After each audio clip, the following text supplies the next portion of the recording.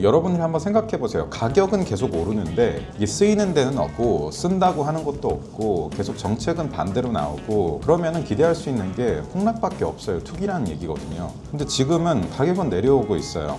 시청자 여러분 안녕하세요. 시장이 여전히 좀 불안정하고 그러다 보니까 이제 우려를 하시는 분들이 많이 있습니다. 더군다나 이 시장에 들어오신 지 오래되지 않은 분들일수록 혹은 포지션에 대한 이런 변동성을 많이 안 봐보시거나 안 겪어보신 분일수록 조금 더 그런데 저는 이제 오늘 뭐 가격 얘기나 이런 트레이딩 예측보다는 제 채널의 좀 특성이기도 하지만 크립토 오디세이라고 해서 제가 2015년에 비트코인을 이제 0.1개 정도 이제 받으면서 시작을 했고 거래소 인수에 참여하는 것들을 했었고 2018년부터 이제 창업을 해서 그래도 계속 유의미하게 투자도 받으면서 지금 회사를 키운 지 이제 만 7년이 넘어 있는 상황에서 한 7년 반 정도 됐네요. 그러면서 이 시장의 여러 풍파들을 좀 겪으면서 어떤 지금 스탠스인가, 그래서 이게 이럴수록 좀 더 버드아이 뷰로 조금 더 나가서 좀 객관적으로 시장을 봐야 될 필요가 있다. 지금 어떤 흐름 속에 있는가를 좀 제가 판단하는 차원에서 얘기를 좀 드리려고 합니다. 네, 일단 지금 가격이 급격히 오르거나 급격히 내리다 보면 가격 자체에 굉장히 매몰되기가 쉬운 시장인 것 같아요. 저도 이제 제 첫 커리어를 파생상품 쪽에 있는 세일스 트레이딩 데스크에서 시작을 했었는데 가격은 당연히 민감한 요소이고 트레이딩 관점에서는 특히나 그 수급이나 단기 변동성이 매우 크게 봐야 되는 요소가 맞습니다. 다만 여러분들이 이거를 단기 수익 실현을 하려고 하신 게 아니거나 아니면은 과도하게 어떤 선물 포지션을 들고 있어서 이제 뭐 청산가에 대한 우려가 크신 분들이 아닐 경우에는 이 산업에 대한 뷰를 좀 더 가지고 보시면은 좀 더 편하실 수 있지 않을까. 그리고 이제 잘못된 감정적인 그 조정을 안 하실 수 있는 게 매우 중요하다고 생각을 해서 그런 관점에서 좀 이야기를 드리겠습니다. 현재는 그냥 한 줄로 얘기하면 가격은 내리고 뭐 오르고 무관하게 블록체인과 비트코인이나 디지털 자산이 쓰일 수 있는 활용 기반은 규제, 정책, 그리고 기관들의 적극적인 도입, 그리고 실질적인 글로벌 개인들의 네트워크 활용에서부터 성장을 안 하거나 진척이 없는 것들이 거의 없어요. 그거는 제가 뭐 몇 달 전 얘기를 하는 게 아니고 지금 현재 시점에서도 마찬가지로 진행이 되고 있습니다. 그래서 여러분이 한번 생각해 보세요. 가격은 계속 오르는데 이게 쓰이는 데는 없고 쓴다고 하는 것도 없고 계속 정책은 반대로 나오고 그러면은 기대할 수 있는 게 폭락밖에 없어요. 투기라는 얘기거든요. 근데 지금은 가격은 내려오고 있어요.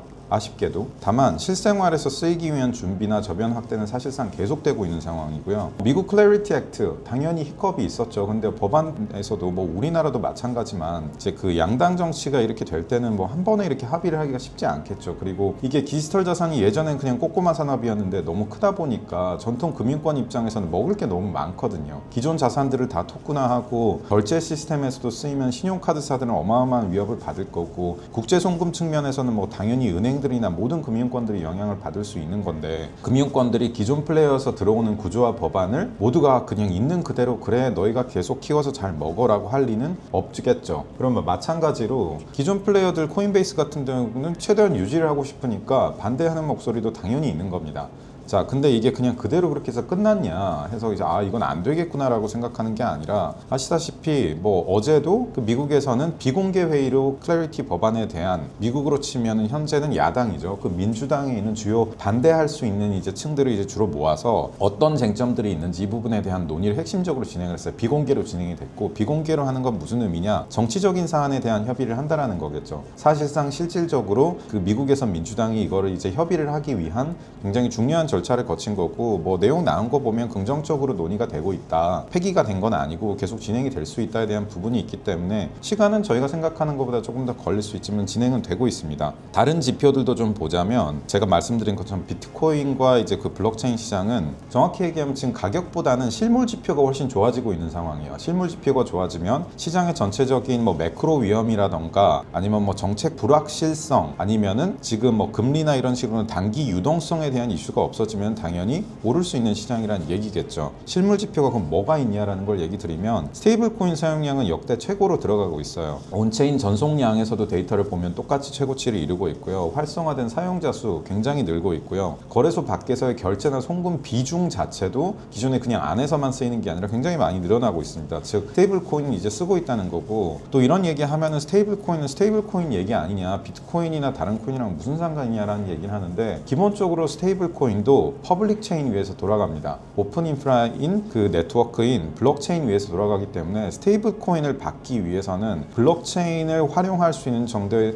서비스나 정책이나 규제가 들어와야지만 쓸 수 있다는 거고, 그 만들어진 고속도로 위에서 다른 코인들도 활용될 수 있는 기본적인 인프라가 당연히 깔리겠죠. 그러면 기본적인 인프라 깔리면 무조건 쓰이냐? 뭐 당연히 그건 아니지만 환경 조성이 절대적으로 되고 있는데 그걸 나쁘게 볼 필요는 전혀 없다라는 게 제가 드린 얘기고요. 여러분들이 잘 알고 계시는 USDT 테더 같은 경우에도 시가총액이 지금 계속 오르고 있어요. 1870억 달러까지 올라왔고, 가장 많이 우려한 테더의 점이 이제 준비금 적다인데 준비금은 더 많아요. 1930억 달러를 초과하고 있습니다. 그런 측면에서 USDT 같은 스테이블 코인도 굉장히 안정되게 운영이 되고 있고, 수요는 계속 늘고 있고 계속 쓰이고 있고, 더 많은 국가, 더 많은 활용처에서 활용이 되고 있습니다. 그럼 테더만 크는 거냐? 아시다시피 AUSD 같은 스테이블 코인도 미국에서 지니어스 팩토리로 나왔고, 제가 얼마 전에 얘기 드린 피델리티 디지털 달러 같은 경우도 나와서 앞으로 더 많이 나올 거예요. 그래서 더 많은 자산들이 들어갈 거고, 그에 대한 뭐 여러 지금 알고 있는 BTC나 이제 이더리움 같은 디파이 환경에서 직접적으로 도움을 줄 수 있는 요소들도 활용성이 당연히 더 많아지겠죠. 또 하나 더 근거를 얘기를 해주자면,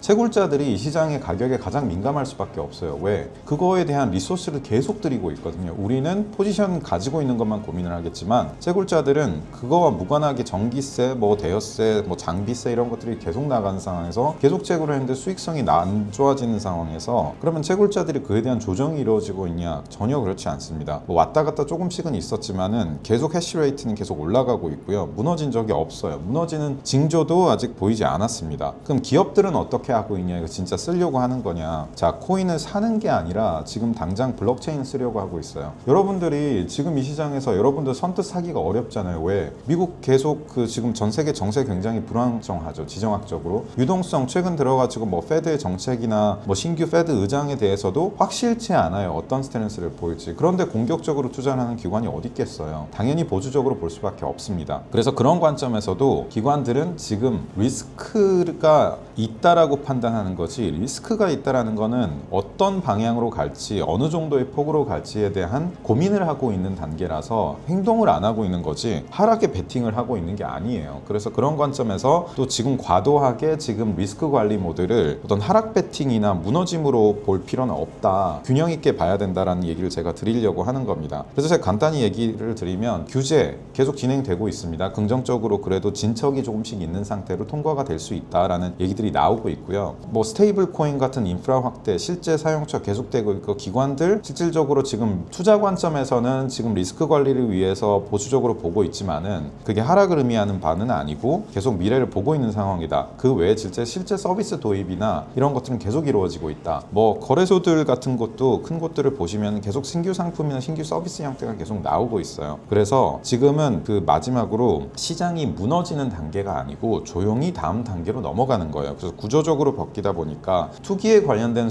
내용들은 계속 빠지고, 이런 정규적인 큰 자금들이 들어올 수 있는 루트, 인프라, 그리고 그거를 할 수 있는 실제 시장성이 있느냐 측면에서의 활용성을 검증해보고 있는데, 그게 실질적으로 실물 경제상에서는 이루어지고 있는 상황으로 보기 때문에, 아까 말씀드렸던 단기 트레이딩 관점에서 보시지 않는다라고 하면 이 산업에 대한 중장기적 뷰는 여전히 유효하다라는 관점으로 너무 불안해하지 마시고, 오히려 그냥 그 평소에 하는 일을 좀 꾸준히 해 가시면서 가격에 너무 집중하기보다는 이제 중장기적인 이 방향에 대해서 계속 귀를 열어놓고 보시면은, 이 안 좋은 시장이지만 너무 단기적인 호흡에 매몰되지 않고 시장에 대한 베팅이나 뷰를 가질 수 있을 거라고 생각을 합니다. 그렇다고 해가지고 이 시장을 논리적으로만 해서 힘들지 않다라는 얘기는 아니고요. 그 당연히 당연히 힘들 수 있는 상황이지만 그런 관점에서도 그래도 투자는 더 냉정하게 객관적으로 근거를 가지고 판단을 해야 되는 거기 때문에 내가 진짜 비관적으로 본다라면 누가 비관적으로 얘기를 한다면 왜 그럴까에 대한 근거를 가지고 비관적일 수밖에 없는 근거와 긍정적으로 볼 수 있는 근거 두 가지를 놓고 비교를 해보시면 훨씬 더 안정적인 투자를 해 갈 수 있을 거라고 생각합니다. 네, 그래서 좀 더 힘내시고요. 이 그 변동성이 지나고 나서 이런 실물적인 경제 바탕이 훨씬 더 이제 좋은 시장을 만들 수 있는 토양이 되어줄 거라고 생각을 합니다.